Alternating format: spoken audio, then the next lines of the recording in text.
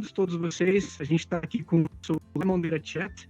Alguns problemas aconteceram, não por nossa culpa, mas a Microsoft resolveu atualizar a ferramenta hoje. E aí a gente está um pouco batendo cabeça aqui. Agradeço a minha amiga Vanessa que está ali, que deu uma ajuda boa para a gente. As coisas mudaram um pouquinho, como é que funciona aqui, né? Mas a gente vai se adequando, eu acho que não tem problema, tá bom? Aqui eu tô colocando a agenda, e a gente tá um pouco atrasado já nessa questão que a gente tá falando aí, que atualizou, mas a ideia é que a gente vai ter a recepção de 7h50 até as 8h05, então agora vai ter um bate-papo de 8 a 8h50, e das 8h50 até as 9 vão ser as perguntas abertas. Depois disso a gente vai ter um lobby aberto para conversar um pouquinho com vocês, caso vocês queiram conversar com a gente que vai estar aqui na frente, tá bom? Então, esse evento está sendo gravado, vou colocar depois no meu no canal do YouTube, Lemondeira Guy, tá? Então, caso vocês queiram assistir depois, fiquem à vontade, dá para poder assistir por lá, beleza? Ótimo, então. Então, vamos lá. A gente está aqui hoje com o meu amigo Alan Duarte. Alan Duarte é um excelente profissional aí de ETL. Eu trabalho com o Alan já tem alguns anos, né, Alan? Acho que vai fazer o quê? Uns 2, 3 anos já? Por aí. Uns 2 anos já. E a gente trabalha uma empresa juntos. O Alan, ele basicamente faz a parte de ETL. Ele já participou de vários projetos nessa empresa e em outras empresas também que ele já trabalhou, né? E além disso, o Alan, ele tem um blog muito bacana chamado Entendendo BI. Acho que é mais no Instagram, né, Alan, que você coloca as coisas. Você não tem o meu foco é o Instagram, né? Legal. Então, para quem tem Instagram e quer aprender um pouquinho de ETL, aprender um pouco de banco, fiquem à vontade de poder se cadastrar, né? Seguir o nosso amigo Alan lá, porque diariamente ele coloca dicas bem interessantes aí de ETL e essa parte de dados. Alan, se puder falar um pouquinho sobre você também, cara, fazer aí a sua introdução, por favor. Eu comecei na área de BI, acho que, se eu não me engano, foi 2012, 2013. E eu já comecei num estágio de ETL e sem saber muito o que era ETL ou não, né? Na época eu tava mudando de emprego em emprego, querendo encontrar ainda qual área que eu me encaixava, e surgiu uma vaga de ETL, de estagiário, e eu entrei nela, sem nem saber o que era BI naquela época, né?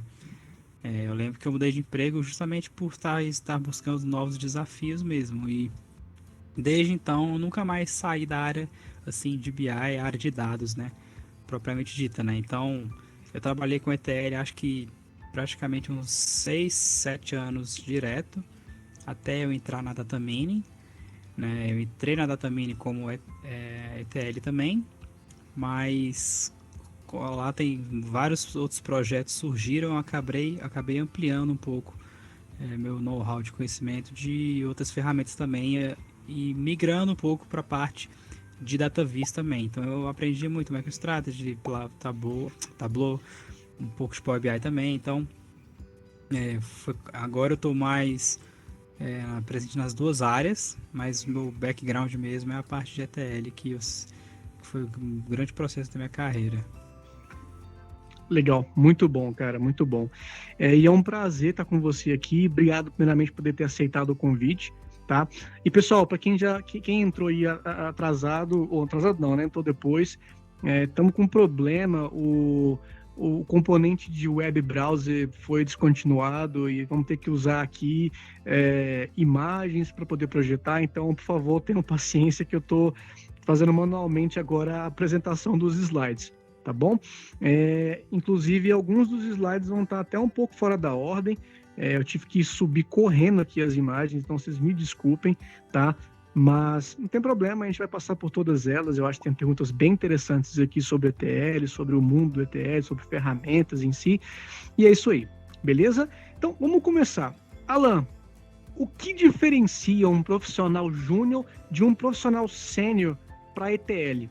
Porque hoje a gente sabe que ETL, ele depende muitas vezes de uma carga de conhecimento da pessoa grande, né? Você precisa entender de SQL, você precisa entender de modelagem, precisa entender de várias coisas para que você possa fazer um modelo físico, criar as tabelas, criar os índices, criar tudo de uma forma que fique boa para o BI poder consumir os dados. E assim, o que você acha? O que faz essa linha aí de uma pessoa júnior para uma pessoa sênior? O que é que diferencia uma pessoa né, de ETL dessas duas modalidades aí, né? Uma pessoa júnior, pessoa plena, pessoa sênior.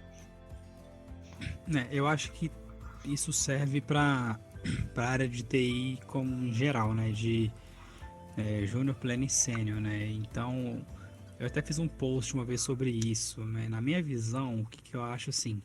Eu acho que o profissional júnior, ele é aquela pessoa que entra, que depende um pouco de um auxílio de um superior, né?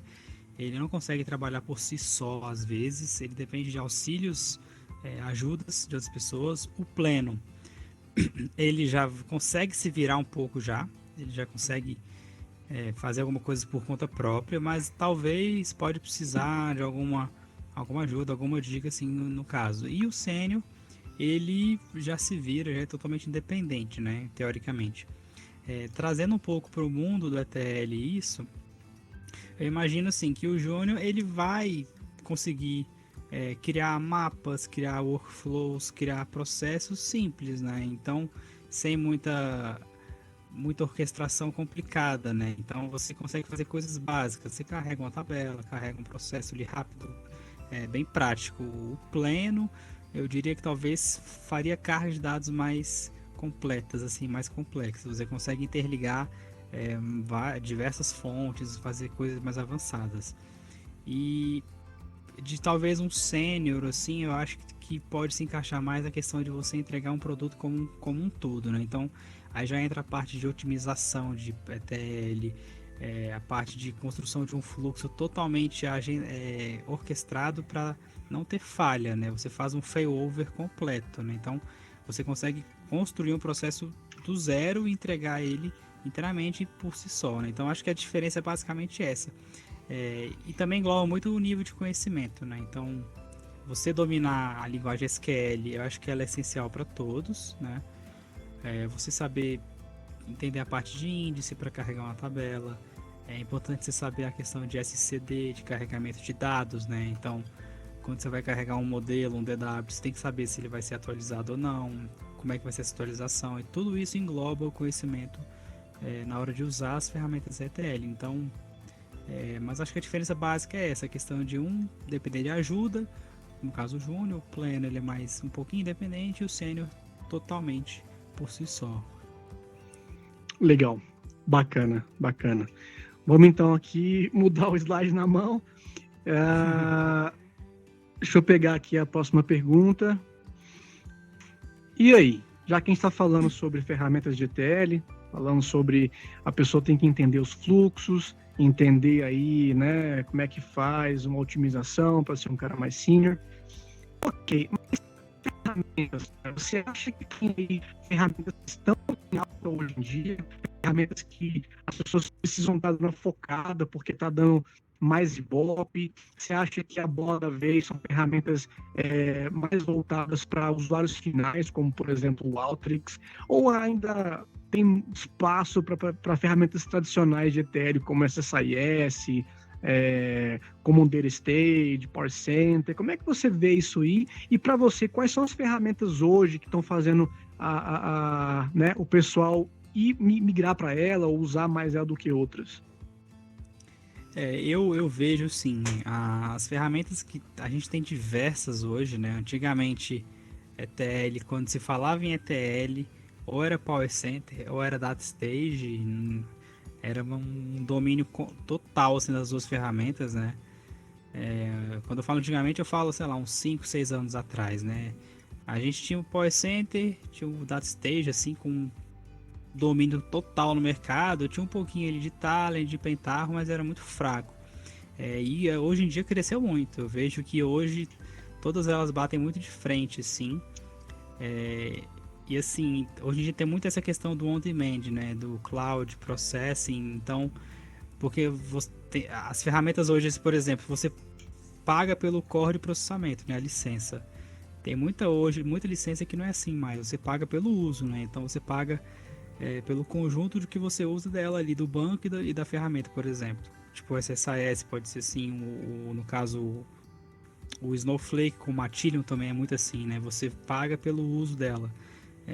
Se você não está usando, você não paga. Se você usa muito, você paga proporcional. Então, esse mercado mudou muito, essa parte do cloud, né?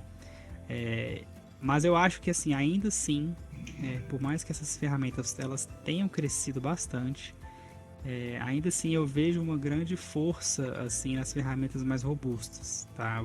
Que no caso, na minha visão, Talend, Power Center, DataStage, o SSIS é muito forte também.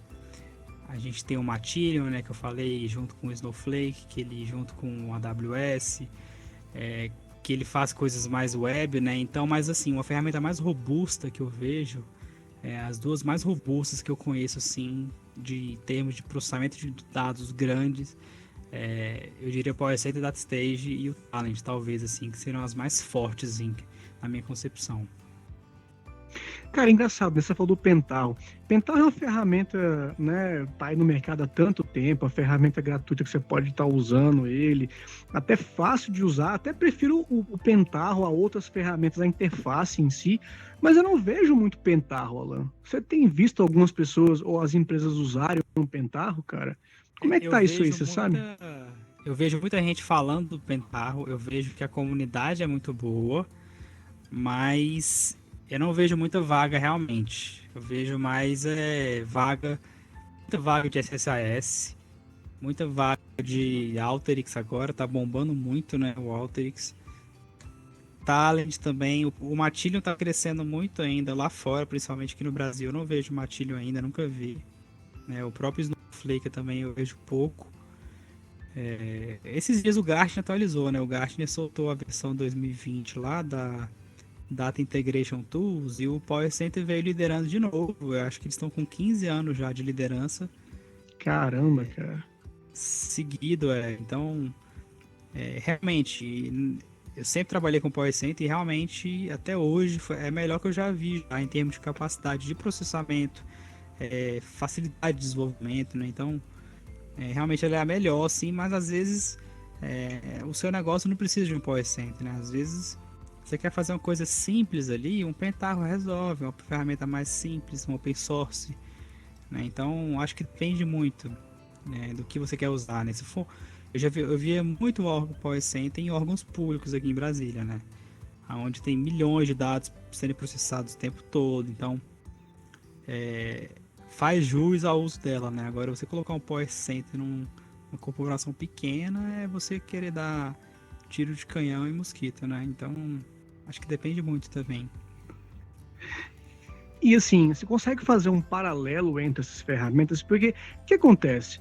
Uma ferramenta de ETL, a ideia principal dela é que você pega os dados, transforma esses dados e coloque em uma forma fácil, uma forma rápida, para que as ferramentas de BI consigam acessar e tirar boas análises dela. E assim, hoje a gente tem vários tipos, né, de ferramentas de ETL, ferramentas mais para usuários finais, como o caso do Alteryx, a gente tem ferramentas parrudas, como você falou do Power Center. Cara, como é que é essa diferença? O que diferencia tanto? Por que a gente precisa, às vezes, escolher uma a outra? O que faz você falar, cara, para esse tipo de tarefa a gente tem que usar essa ferramenta, para esse aqui, essa outra? Quais são os motivos que você daria para poder as empresas escolherem essas ferramentas? Qual paralelo você consegue fazer entre uma ferramenta menos robusta ou mais usuário final, como por exemplo o Matillion, um Alteryx, a uma ferramenta tão robusta quanto o caso do Power Center?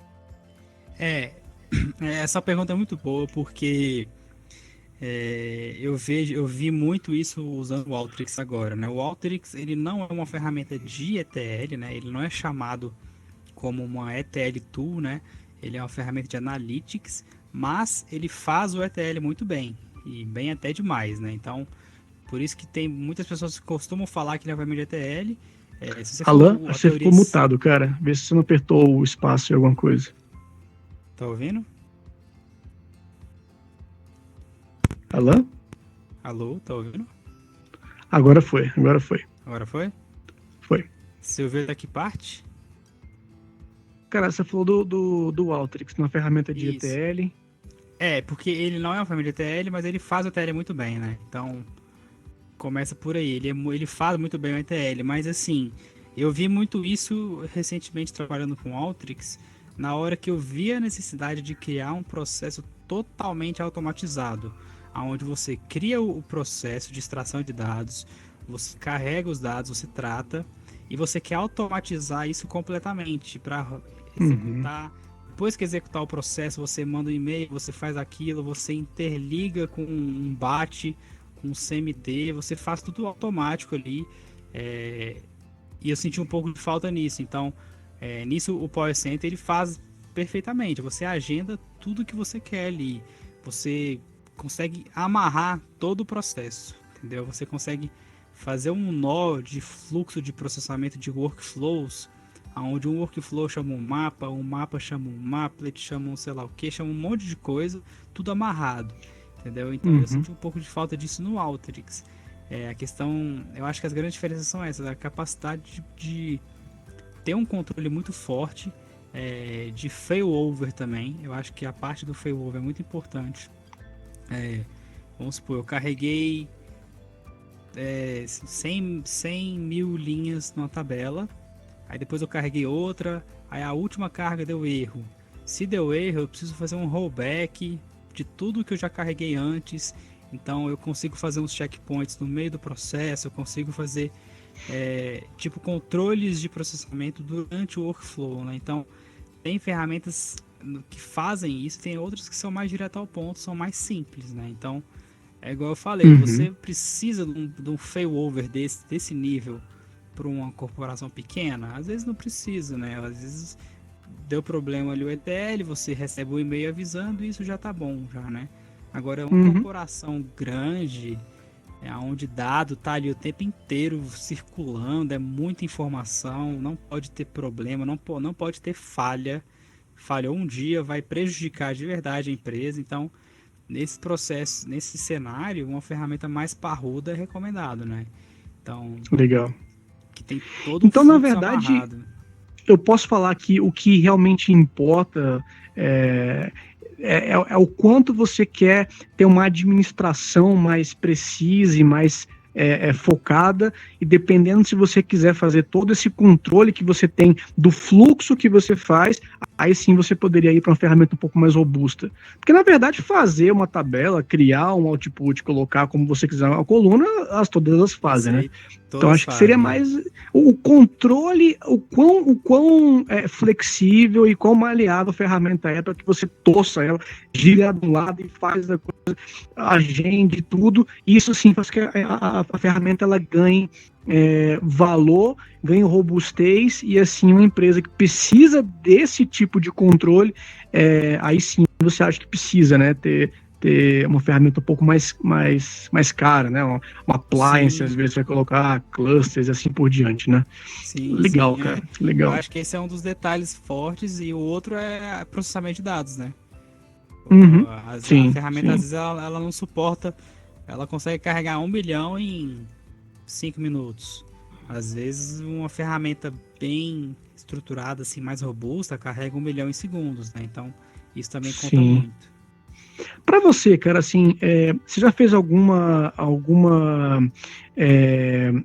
aplicação no Power Center que você viu que, cara, isso aqui ficou sensacional porque eu tenho um controle disso, disso, daquilo, e fala assim, nossa, isso aqui realmente coube. Ou você às vezes já viu lugares que usaram uma ferramenta mais robusta e que não precisava. Você encontra isso no que você faz muitas vezes, Alan?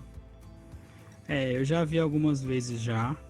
É, eu sempre trabalhei com Power Center, né? Então, o Power Center, ele é a melhor de mercado, né? A gente pode falar assim. Pode não ser a ideal para você, né? Você tem um negócio pequeno, às vezes não é ideal para você, mas é a melhor de mercado que a gente tem hoje, né?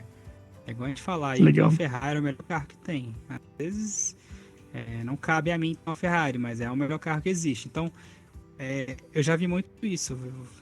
A gente foi alocado para um projeto de Power Center, um cliente. A gente chega no cliente lá, eles têm um DWzinho que carrega ali todo dia de manhã. Deu erro, você põe para rodar de novo. Enfim, então Sim. você vê que ele é totalmente subutilizado, né? Aí Uhum. dava erro, você recebia no máximo um e-mail lá falando que deu erro, vamos rodar de novo então, ver o que aconteceu. Isso aí você percebe que a ferramenta está sendo subutilizada, né? Ela tem uma capacidade absurda, né? Além disso, né? Sim, sim. Da Legal, mesma forma que legal. eu já vi processos também totalmente que assim, que você fala, cara, valeu a pena o Power Center aqui, né? Na caixa, o Power Center lá é absurdo. Ele realmente Imagina. ali é um processo gigantesco lá mesmo. Legal.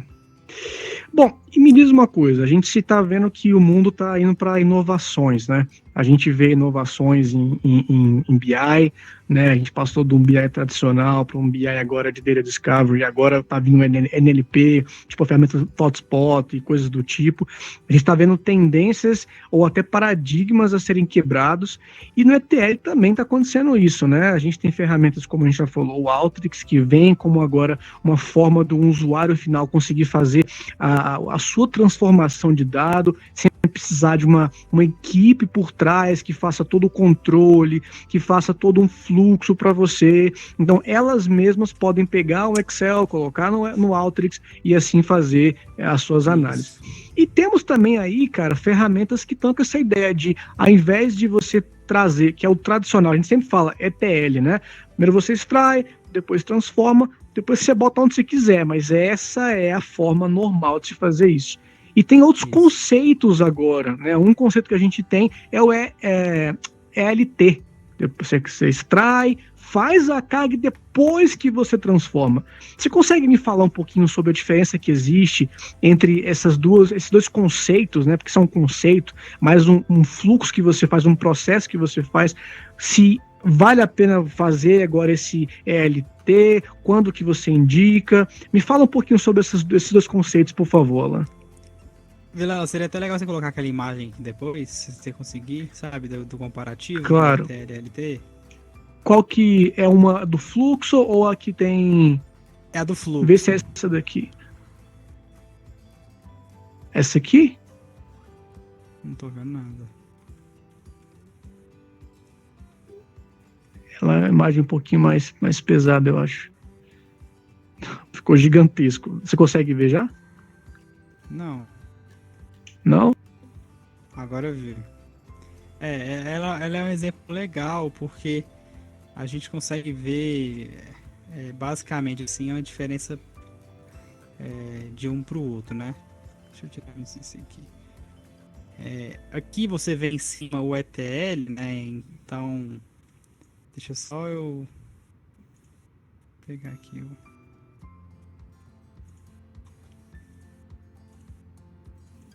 Tá vendo o laser, né? Uhum.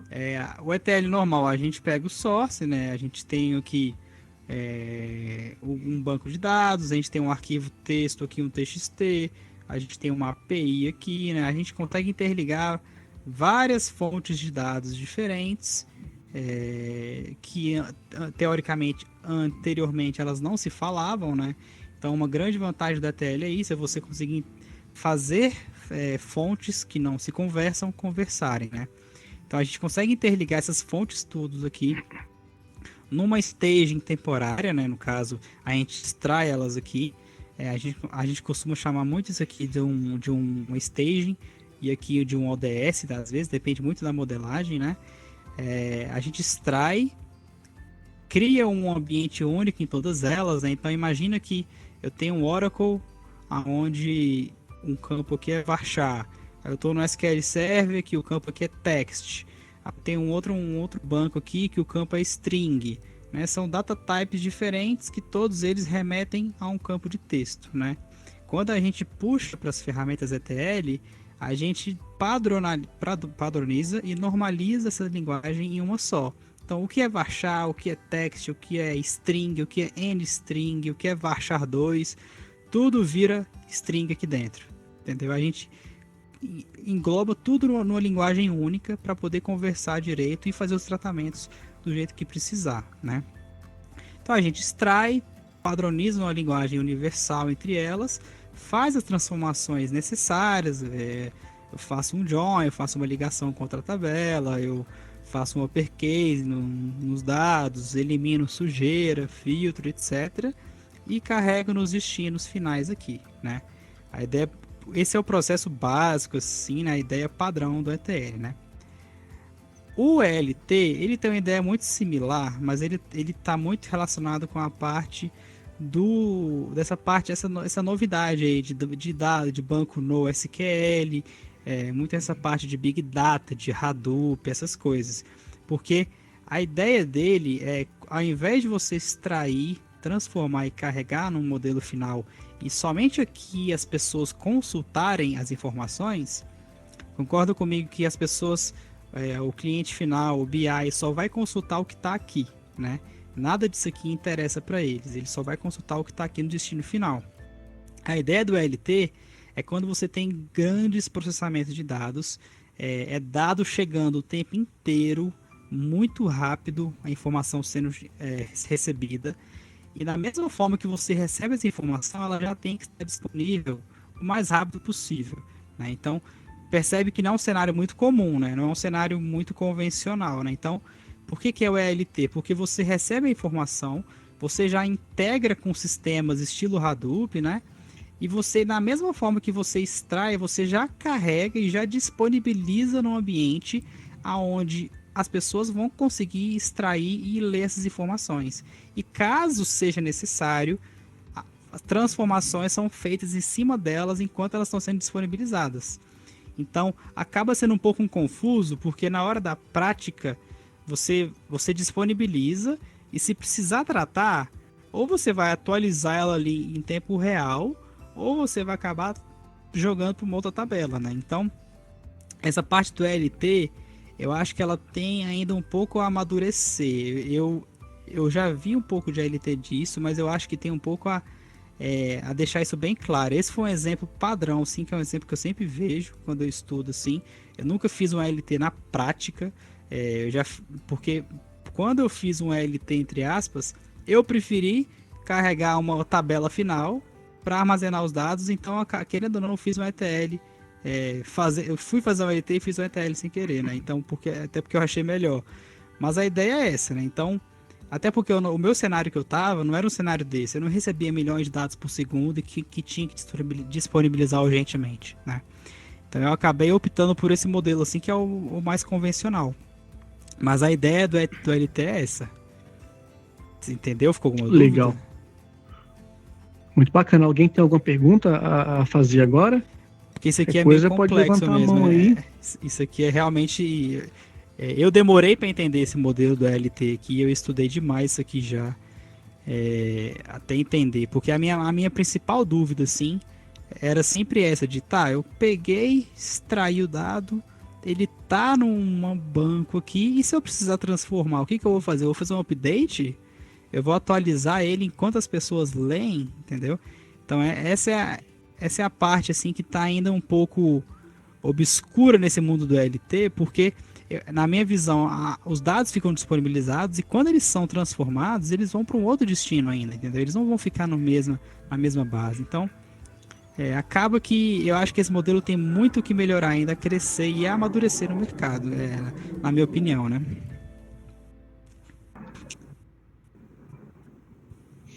Legal, cara. Você falou do ODS. Você pode dar uma explicação do que é ODS pro pessoal aí?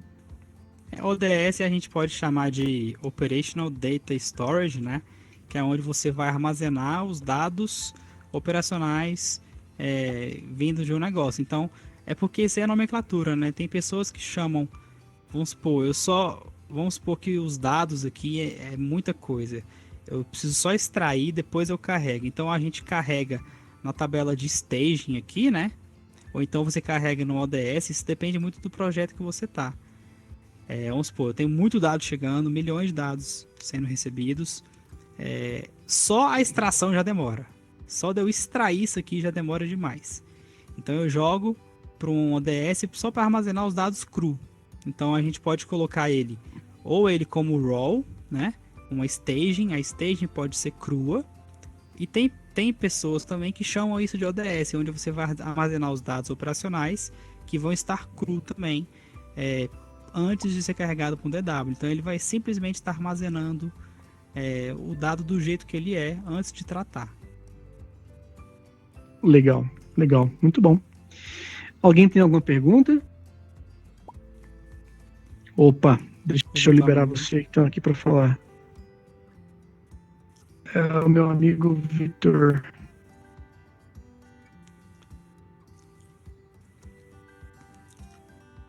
O microfone dele tá... Oi. Tá ouvindo?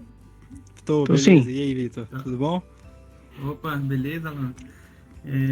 Não, na verdade, assim, até um ponto que eu achei bem interessante que você tocou sobre o ELT, né? Como é algo muito recente, né? Que vem surgindo no mercado. E eu tenho até a mesma percepção da sua, assim, que ainda é algo que ainda está sendo... A galera tá meio que descobrindo ainda, né? Tá, vamos dizer, um processo de validação.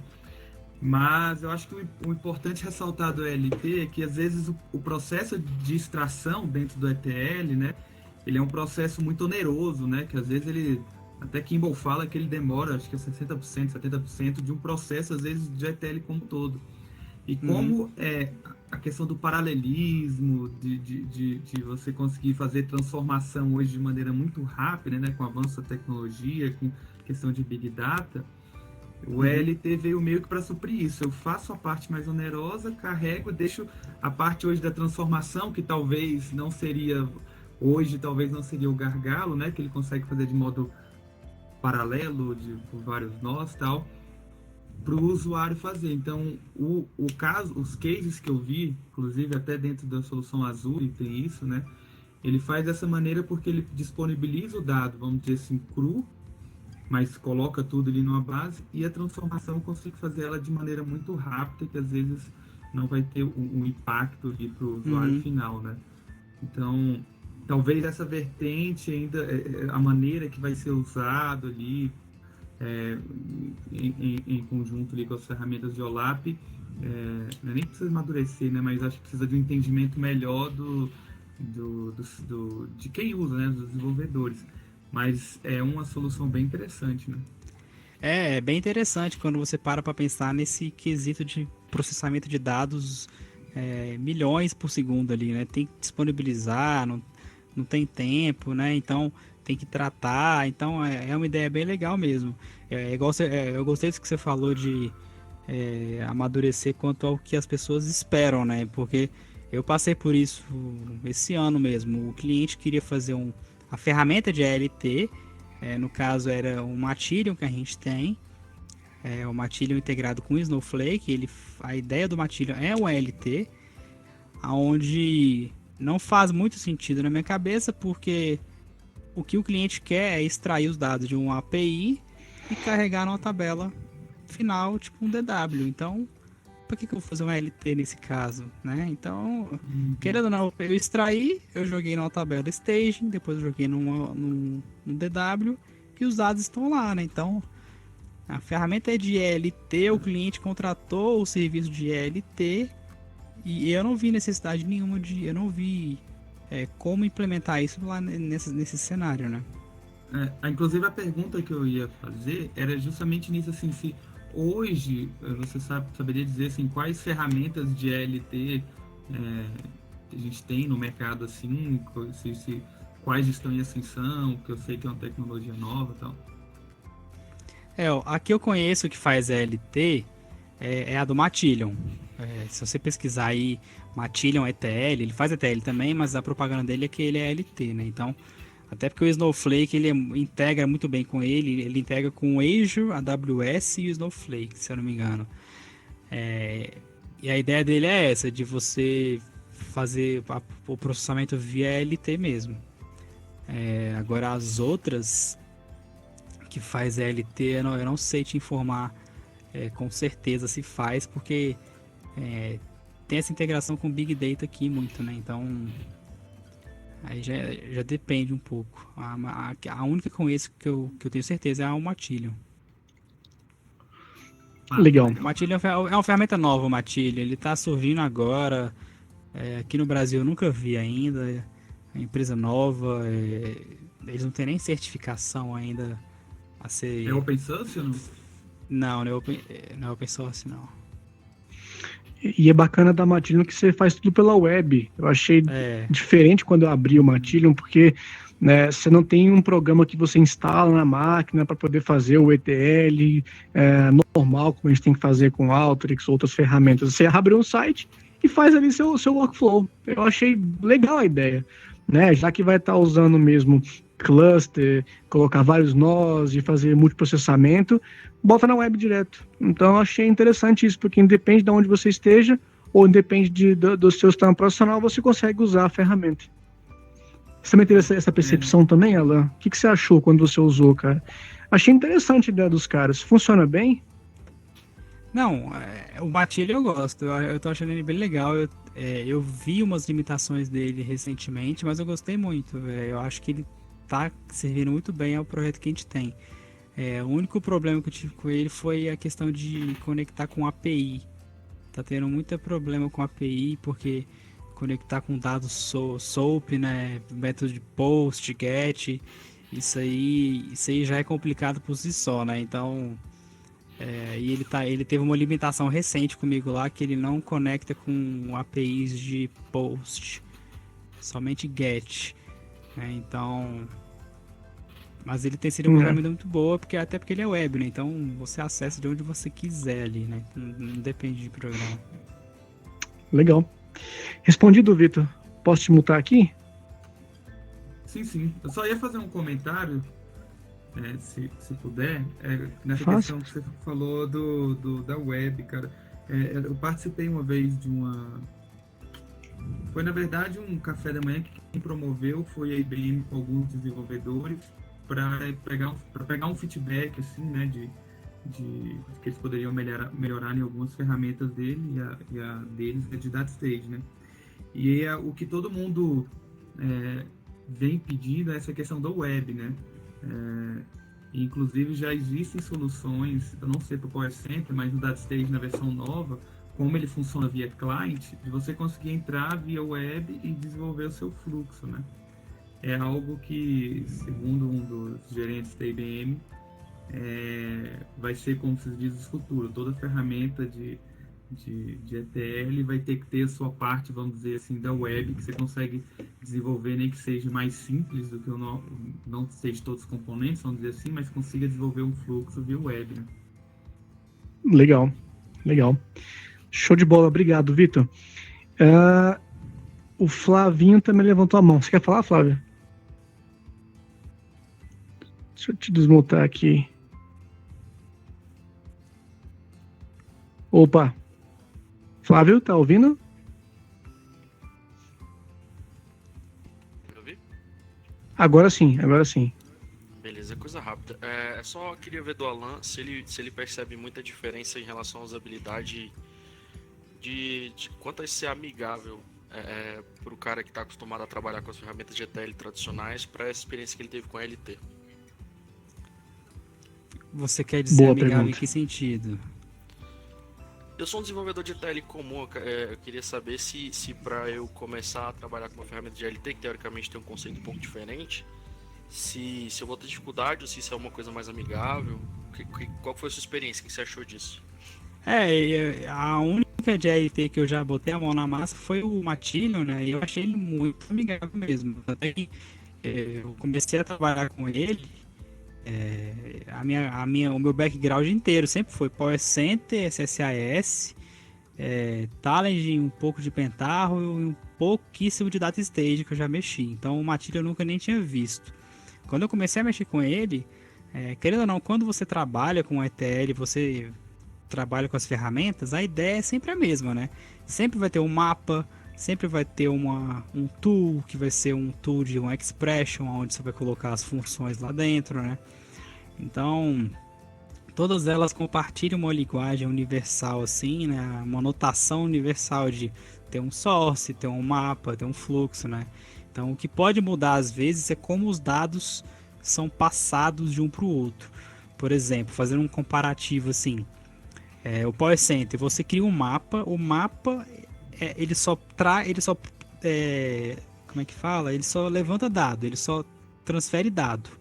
Então o mapa vai ser para eu definir como é que vai ser essa coluna aqui, se ela vai ter um uppercase, o que eu vou fazer nessa coluna, se eu faço join, se eu faço o que for a nível de dado. O mapa faz isso. E o workflow vai tratar a questão de orquestração. Então esse mapa roda antes esse mapa vai fazer aquilo, vai rodar depois que esse mapa terminar. A questão de orquestração, esse fluxo vai estar agendado todo dia. Se o fluxo der erro, manda um e-mail. Então, tem essa divisão muito bem feita de mapa e workflow, né? No Talend, por exemplo, não tem essa divisão. O Talend é uma coisa só. Você faz o fluxo de dados e fluxo de orquestração tudo na mesma tela. Você faz tudo no mesmo workspace. Então, da mesma forma que você leva os dados de um source para um target, você pode fazer um trigger, e o trigger é o que vai definir uma ação em nível de orquestração. Então, percebe a diferença que enquanto uma você tem 2 ambientes separados, a outra é tudo no mesmo cenário, né? Então isso pode ser um pouco confuso, sim. Mas a ideia é a mesma, né? O Matillion também é assim. O Matillion você tem 2 tipos de job, que é o job de orquestração e o job de transformação, que é o de dados, estilo Power Center, igual eu falei. Acaba que você, com uma semana assim, trabalhando, você acaba pegando a prática tranquilamente. Se você tem um background bom de ETL, né, você aprende muito fácil. Todas elas têm a mesma ideia. Legal, muito bom, muito bom. Bom, estamos caminhando para o nosso final. Tem uma pergunta aqui que, para quem conhece um pouco de programação, talvez vai entender até melhor. Mas em programação, a gente tem um tal do design patterns. E esses padrões de desenvolvimento, a gente tem vários algoritmos que você pode estar pegando na web para que você possa, quando for fazer a resolução de algum problema, você já tem a estrutura, a ideia, o conceito. Quando você for fazer uma conexão com o usuário, você pode usar o singleton, que você simplesmente cria uma única instância, em vez de você ficar criando 2 ou mais instâncias do mesmo usuário. E tem outros design patterns também, que tem vários livros que falam sobre isso, tem várias pessoas que são mestres nisso, e uma das coisas importantes de você ser um desenvolvedor sênior é entender o algoritmo que já está pronto. Quando você entende que o seu problema é vinculado a um design pattern, basta você pegar aquela estrutura e só colocar na sintaxe que você está utilizando, se é Java, se é C, se é C Sharp, assim por diante. E isso ajuda muito, porque já está testado, homologado, todo mundo usa, é o melhor possível. E a pergunta é, existe algo semelhante no ETL para que quando existem casos específicos, você faça isso, depois isso, Alan? Como é que é isso aí, cara? Isso é muito legal. Eu diria que no ETL isso se chama boas práticas, né? Então, a gente tem as boas práticas no ETL que vão servir para auxiliar esse desenvolvimento assim, de um fluxo, né? Desde a extração de uma origem, ao carregamento de dados, a orquestração desse job, como é que ele vai rodar, se vai ter failover ou não, se vai mandar e-mail ou não, né? Então, tem essas boas práticas, né? Então, deixa eu citar algumas aqui que eu consigo lembrar, tipo, regra número 1, assim, sempre que eu for fazer um ETL, que eu for extrair algum dado de alguma fonte, eu sempre tenho que filtrar os dados que eu não vou querer usar. Então, para que eu vou puxar? Se tem 1 milhão de dados da minha origem, eu só quero os dados de 2020. E lá a minha origem tem 2010 até hoje. Para que eu vou puxar todos os dados, tratar todo mundo para na hora de inserir eu filtrar, né? Então, eu vou gastar processamento aí de muito dado que eu não preciso, né? Então, uma boa prática número 1 é essa. Sempre que você puxar um dado, sempre que você conectar numa origem, você já filtra o que você não vai usar. Filtra o que você não vai usar e já remove as colunas que você também não vai usar, né? Você tem 30 colunas aí, você quer só 5, você já remove todas que você não precisa, né? Então essa é uma boa prática, né? Que a gente sempre tem que usar. Outra boa prática é você tratar os dados que são ruins, né, que é o que a gente chama de bad data, né, que são os dados inválidos, né, então é até um conceito legal de data quality, eu até coloquei isso no meu Instagram esses dias, né, que o dado ele pode estar duplicado, ele pode estar não íntegro, ele pode estar inconsistente, ele pode estar... são 6 pilares da qualidade de dados, né, então a gente sempre tem que tratar esses dados e dependendo... a tratar o dado não significa arrumar ele por conta própria, né? Às vezes a gente tem que ou filtrar os dados que já são ruins, ou a gente trata automaticamente, né? Ou a gente joga para uma base de dados temporária, que é o que a gente chama de bad data staging, assim, né? Onde esses dados vão ficar para uma análise posterior e o que a gente faz com eles, né? Então, uma outra boa prática é essa, de você tratar os dados ruins, assim, saber tomar a decisão de o que fazer com esses dados. Se você trata, se você filtra, ou você joga para uma base, tipo uma quarentena, assim, para a gente poder ter ideia do que fazer com eles depois, com uma análise mais a fundo. Outras boas práticas é você garantir a manutenibilidade do projeto, né? Você sempre comentar, você deixar o projeto o mais reutilizável possível. Se eu tenho um workflow que pega um dado, faz um uppercase, faz um tratamento XYZ e joga um dado final. Se eu criei esse processo e uma outra pessoa precisa fazer algo muito similar ao meu, ela não vai precisar criar tudo do zero novamente, né? Eu posso criar um fluxo reutilizável e colocar isso de uma forma que fique tudo mais fácil para as pessoas reutilizarem, né? Então, quando eu trabalhei num projeto uma vez, a gente tinha muito isso. A gente costumava chamar de esteiras de processamento. Pensa uma esteira de corrida, né, que a pessoa corre, onde a gente colocava assim, a esteira que faz um exemplo simples, um uppercase, né? Onde você só liga nessa esteira, ele já faz o uppercase de tudo que está lá. Mas imagina que ao invés de fazer um uppercase, ele faz um processo totalmente complexo, né? Ele trata, faz um uppercase, faz um capitalize, então ele remove trim, faz um trim dos dados, tira espaço, tira número do nome, vamos supor que é um campo de nome, então ele faz totalmente tudo ali reutilizável, né? Então reutilizar, manutenção, colocar comentário em tudo, né? Imagina você abrir um ETL, um workflow com 30 transformações, você não sabe nem o que o workflow faz, você vai ter que ir um por um para entender o que aquilo está fazendo, né?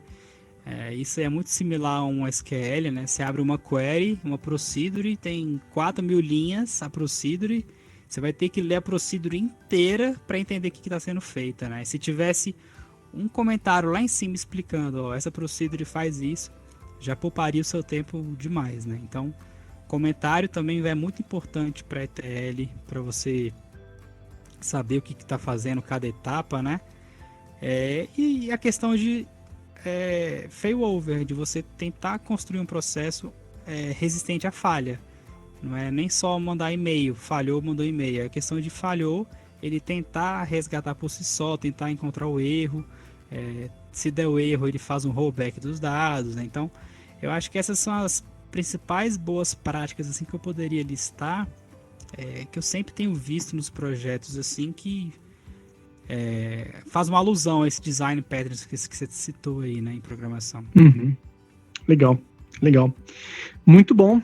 A gente está se dirigindo no final, tem algumas perguntas aqui ainda, mas eu acho que não vai dar tempo, infelizmente, né? E eu vou agora liberar para perguntas. Então, deixa eu botar aqui.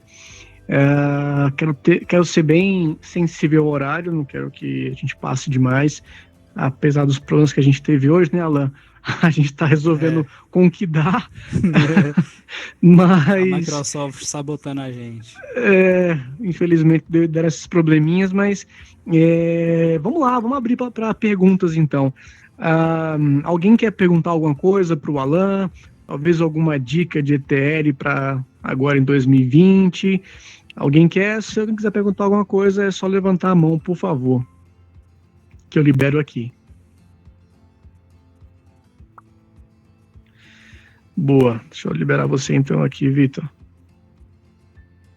Vitor sempre participativo, muito bom você estar aqui, Vitor. Sempre adiciona bastante aqui ao bate-papo. Legal demais. É legal participar, sim. Na verdade, assim, minha pergunta vai ser mais ou menos a mesma pergunta que eu fiz para os meninos no último bate-papo, que foi mais sobre o OLAP, né, sobre Power BI e MicroStrategy. Assim, eu acho que o conceito, às vezes, até o mesmo, no sentido assim, às vezes a gente tem a melhor ferramenta e tal, eu acho que talvez tenha a ferramenta que melhor se adapte ao seu negócio, né? Igual você falou, a Ferrari é o melhor carro, mas às vezes eu sou um fazendeiro e preciso de um trator, né? Não preciso de uma Ferrari. E aí, exatamente. Vamos pensar, por exemplo, se eu for um dono de uma empresa, ou um gestor de uma grande empresa de tecnologia, e se eu preciso contratar uma ferramenta de ETL, sei lá, você poderia às vezes elencar 3, 4, 5 pontos ali que eu preciso verificar na escolha de uma ferramenta para o meu negócio, para a minha corporação? Claro, eu acho assim, você tem que primeiro entender a sua necessidade, sim, principal, né? Porque tem muita empresa hoje que contrata ferramenta cara porque é iludido ali pela venda, né? E se infelizmente a parte comercial às vezes quer muito ganhar dinheiro em cima do cliente assim e fazem errado isso, né? Porque a empresa ela é parceira de uma ferramenta, eu sou parceiro PowerCenter, tem um cliente lá precisando carregar dados, eu vou querer vender o PowerCenter para ele, né? Então as pessoas às vezes esquecem um pouco dessa noção de será que o cliente realmente precisa disso, né? Então eu acho que falha um pouco tanto o lado da pessoa que vende, tanto da pessoa que compra, né? O cliente ele tem que saber que está comprando uma ferramenta ou aquém dele ou uma ferramenta muito forte para ele, né? Então ele tem que fazer um checklist assim do que ele é capaz de fazer, né? Pesquisar os preços das outras, ver se as outras atendem também o que ele quer e se as outras que são mais baratas atendem, por que não tentar, né? Então eu acho que um checklist assim se conecta com os bancos dele, se a conectividade é nativa, se tem suporte, a garantia suporte. Por exemplo, eu estava num cliente uma vez que era PowerCenter e eles tinham um banco de dados que era MySQL Community. O MySQL Community ele não tem suporte nenhum para conexão com o PowerCenter. O PowerCenter não se conecta com ele nativamente porque é um banco de dados Community de graça, free, né? Então a gente teve que se conectar pelo MySQL usando o ODBC padrão, né? Querendo ou não, a gente conseguiu se conectar, né? Mas não tinha o suporte da ferramenta, né? Então, às vezes o cliente tem um banco de dados específico e a ferramenta não se conecta. É uma limitação da ferramenta, né? É igual eu citei lá, quando você tem uma API de post, de get, às vezes a ferramenta não pega get, só pega post, ou o contrário, né? Então, você tem que verificar isso, conectividade, porque a sua casa, o cliente, ele tem os seus sistemas legados, tem as suas fontes de dados, suas bases de dados. Então, se não conectar nisso, não adianta você comprar a ferramenta, né? Então, você tem que ver isso, se vai funcionar, se vai servir bem, né? Então, se vai atender bem aquilo que você tem. E não tem nada melhor do que isso, do que fazer uma POC, né? Que é o que a gente chama de POC, né? De você... Proof of Concept, para você fazer um teste, tipo um test drive com a ferramenta, ver se funciona, ver se ela é boa, antes de tomar a decisão de adquirir ela, né? Então, acho que é um dos pontos mais importantes é isso, você contratar algo que conecte, que funcione bem ali, que se adapte ao seu sistema. Só um detalhe importante, eu já trabalhei uma vez na Caixa, né? A Caixa é gigante, e lá os dados deles é de mainframe, né? Então, mainframe não é toda a ferramenta de ETL que conecta. Mas eu não sei se o carro conecta com mainframe, né? Então, é esse tipo de análise importante que você tem que fazer, né? Não, o Walter se conecta sim. Ele tem uma... ele vai. Bacana, muito bom, Vitor. O Rafa também levantou a mão aqui. Deixa eu liberar o teu acesso, Rafa. Pergunta aí, meu amigo. Consegue me ouvir? Sim. Então, é só mais um comentário complementando um pouco da resposta do Alan, que o Vitor perguntou. Eu trabalhei muito tempo nessa área de vendas do mercado de BI, e o que a gente pode ver aqui, principalmente no Brasil, né, onde eu atuei, mais em Brasília. Em São Paulo a gente já tem uma realidade um pouco diferente, São Paulo e Rio de Janeiro, nos grandes centros, mas essa relação de você ter uma ferramenta, ter um poder na sua mão que você não caiba dentro do seu negócio, ou então que não consiga atingir totalmente o potencial da ferramenta, alinhado ao requisito técnico, vai muito de um padrão de mercado, né? Muitas empresas, elas tendem a seguir um padrão que existe dentro do mercado de BI, né? Grandes corporações, grandes bancos, grandes varejistas, eles tendem a seguir essa linha de mercado. E o que acontece muito, que eu vejo, principalmente com Gartner, né? Acho que a maioria de que está presente aqui conhece o Gartner, conhece como que funciona um pouco atrás do Gartner, que nem a gente tem o Power Center hoje como líder de ferramenta de ETL, a gente tem a Microsoft Power BI ali como líder de ferramentas, né, de Analytics ali, só que as pessoas tendem a seguir isso, só que elas não olham para outros lugares ainda. Então muitas vezes se compram um Power Center, se compram um Power BI pela... como que eu posso dizer? Eu estou comprando a melhor coisa hoje que estão me indicando, mas eu não olho para dentro mesmo assim, eu não olho para ferramentas de nicho, né? No quadro a gente tem mesmo os challenges, a gente tem as ferramentas de nicho, a gente acaba não olhando elas, nem em relação a preço, nem em relação a funcionalidade. Por exemplo, a gente sempre esbarrava quando tentava entrar com o Alteryx em algum lugar por causa do Power Center, né? O Power Center tem suas vantagens, o Alteryx tem suas vantagens. A gente tem duas formas de precificação diferentes. Só que o fato de ser algo novo, de ser algo que não exista vamos dizer, uma tendência, principalmente no Brasil, não é criada essa adoção em larga escala dessas ferramentas. E é por isso que eu acho que às vezes, por exemplo, o Pentaho, por que o Pentaho foi comentado nisso? Por que o Pentaho, só dando a minha opinião, não tem uma representatividade alta hoje no mercado? É porque é uma ferramenta free, é uma ferramenta de comunidade aberta, os grandes clientes, elas não se sentem, a maioria não se sente segura de ter uma coisa que é totalmente aberta, né? Então elas vão procurar um mercado fechado onde eu tenho uma garantia, que já aí vai vir Power Center, vai vir IBM, vai vir Microsoft, porque eu acho que o Brasil ainda não está preparado para novas tecnologias que estão vindo surgindo aí com força, que são muito melhores que ferramentas antigas, legadas. O exemplo hoje é você entrar em qualquer lugar e ter, aqui em Brasília, e ter a Dabasa, né? Então as pessoas não conseguem trocar isso, sendo que tem outras tecnologias que conseguem suprir totalmente a necessidade disso. Não, eu passei por um cliente uma vez que eles tinham Power Center lá. Já era subutilizado o Power Center, porque ele tinha Power Center e Data Quality.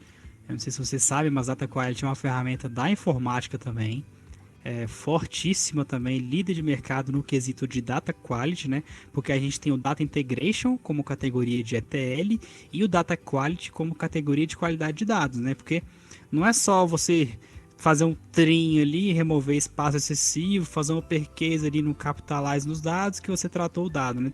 Data Quality é um conceito muito amplo mesmo. E a informática tem o Data Quality, que ela é específica disso, né? E o Data Quality ele é líder de qualidade também. Então, a gente tinha um cliente que tinha Power Center, Data Quality.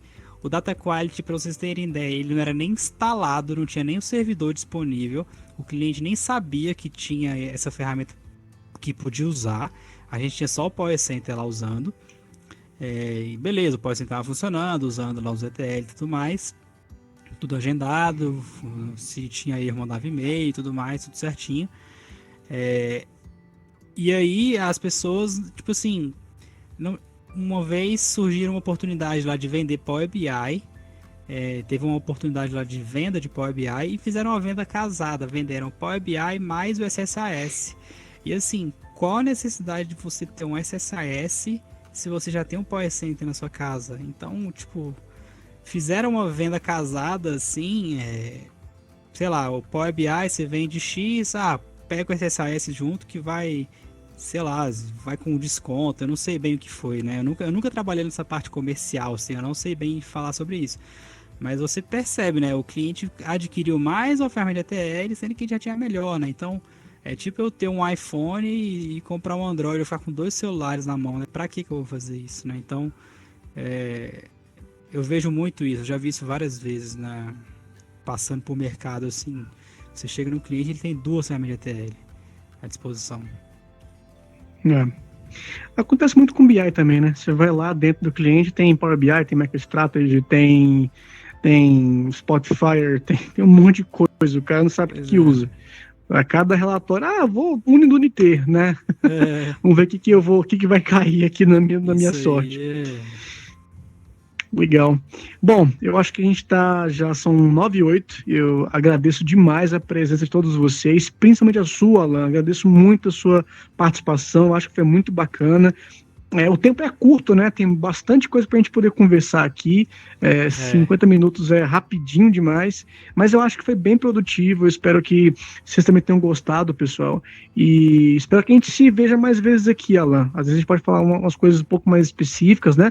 Menos perguntas e focar mais para que as pessoas possam, né? A gente possa desenvolver um pouco mais o assunto.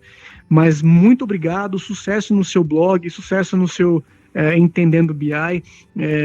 Eu acompanho lá o teu Instagram, acho muito bacana a sua proposta. Para quem não conhece, para quem não segue o Alan lá, pode seguir @Entendendo BI no Instagram. Diariamente tem coisa lá interessante, né? Atualidade, como fazer as coisas, então tá show de bola.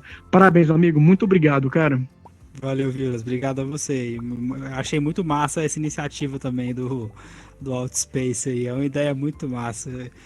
É uma inovação muito legal aí de fazer reunião assim, simular um ambiente real, né, virtual. É muito massa. Essa iniciativa é muito boa também. Eu espero que as pessoas adotem mais essa ideia do Outspace. É muito boa. Legal. Obrigado.